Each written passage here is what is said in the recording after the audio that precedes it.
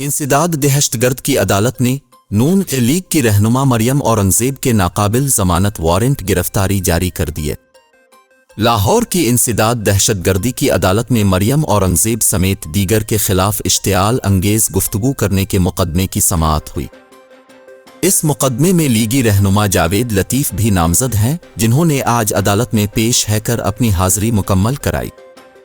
साबिक वजीर मरियम औरंगजेब गुज़िश्ता समाअत पर अदालत में पेश नहीं हुई थी और उन्होंने हाजिरी मुआफ़ी की दरख्वास्त दी थी, लेकिन वो इस समाअत पर भी पेश न हों, जिस पर अदालत ने उनके नाकाबिल ज़मानत वारंट गिरफ्तारी जारी कर दिए।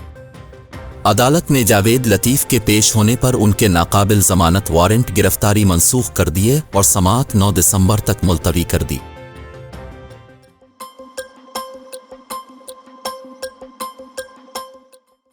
राशिद मिन्हास रोड पर कायम शॉपिंग सेंटर में आग लग गई, जिसके नतीजे में अब तक 11 अफराद की हलाकतों की तस्दीक हो चुकी है। जिना अस्पताल के हुक्काम के मुताबिक 9 मैयतों को जिना अस्पताल जबकि एक सिविल और एक को अब्बासी शहीद अस्पताल मुंतकिल कर दिया गया है। डिप्टी डायरेक्टर शोबा हादिसात जिना अस्पताल का बताना है कि जाँ बहक और जख्मी होने वाले तमाम मर्द ही हैं, जिनकी उम्रें 22 से 43 साल तक है। फायर ब्रिगेड हुक्काम के मुताबिक सुबह 6 बजे लगने वाली आग इमारत की 6ठी मंजिल से 4थी मंजिल तक फैली, जिस वजह से दर्जनों दुकानें जल गई हैं, जबकि कसीर अलमंजिला माल और अतराफ की इमारतों की बिजली मुअत्तल कर दी गई है। रेस्क्यू हुक्काम का कहना है कि दम घुटने के नतीजे में 11 अफराद जाँ बहक हो चुके हैं, जबकि दीगर 8 अफराद को बेहोशी की हालत में अस्पताल मुंतकिल किया गया है। इमारत के अंदर मजीद लोगों के होने की इत्तलात भी है।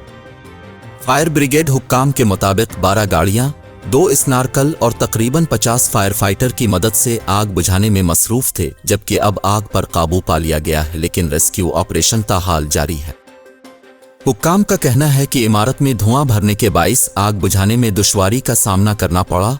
फायर ब्रिगेड के अलावा रेस्क्यू के दीगर इदारे भी इमदादी कामों में मसरूफ हैं, ताहम इमारत में आग लगने की वजह ताहाल मालूम न हो सकी है। Fire rescue commander Humayun Khan का बताना है कि इमारत में आग मुमकिना तौर पर शॉर्ट सर्किट की वजह से लगी।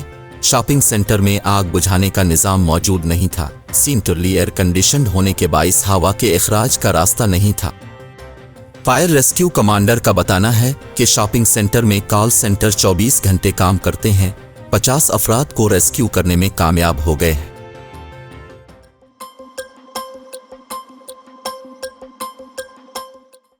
मुल्क में सोने की फी तोला कीमत में 800 रुपए का इजाफा हो गया।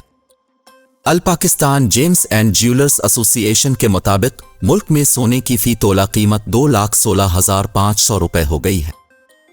एसोसिएशन के मुताबिक आलमी सर्राफा बाजार में सोने की कीमत $9 इजाफे से $2,002 फी औंस है। याद रहे कि गुज़िश्ता रोज मुल्क में सोने की कीमत में 150 रुपए की मामूली कमी हुई थी।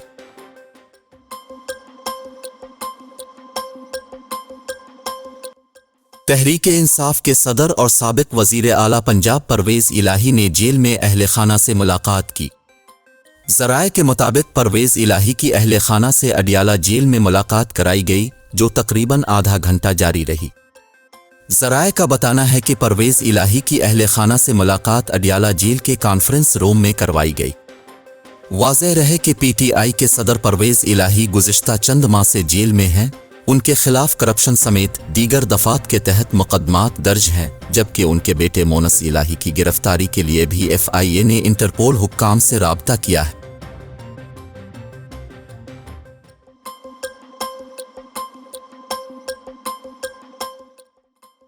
मुस्लिम लीग नून के कायद नवाज शरीफ का कहना है कि आए दिन वजीर आजम बदलने, जेल और मुल्क बदरी से मुल्क कैसे चलेगा। सियालकोट में वर्कर्स कन्वेंशन से खिताब करते हुए नवाज शरीफ का कहना था, 2017 में नून लीग की अच्छी खासी चलती हुई हुकूमत को ख़त्म किया गया। इस वक्त पाकिस्तान की माशी सूरत हाल हमसाया ममालिक से अच्छी थी, मुल्क खुशहाल था, रुपया मजबूत था और महंगाई नाम की कोई चीज़ नहीं थी। नवाज शरीफ का कहना था, हमारे दौर में लोड शेडिंग और दहशतगर्दी का खात्मा हो चुका था। CPEC पर काम तेजी से जारी था और मुल्क तरक्की कर रहा था, मगर इस वक्त हमारे खिलाफ साजिश करके हुकूमत खत्म की गई। उन्होंने कहा कि साजिश के तहत हमारी हुकूमत को खत्म कर दिया गया। हमारी हुकूमत ख़त्म ना की जाती तो आज पाकिस्तान मजबूत मुल्क होता। जजों को क्या ज़रूरत थी साजिश का हिस्सा बनकर मुल्क पर कुल्हाड़ा चलाने की? इलेक्शन में हीरा फेरी क्यों की? RTS क्यों बंद किया? ऐसे बंदे को लाने वाले इतने ही जिम्मेदार हैं जितना वो खुद है।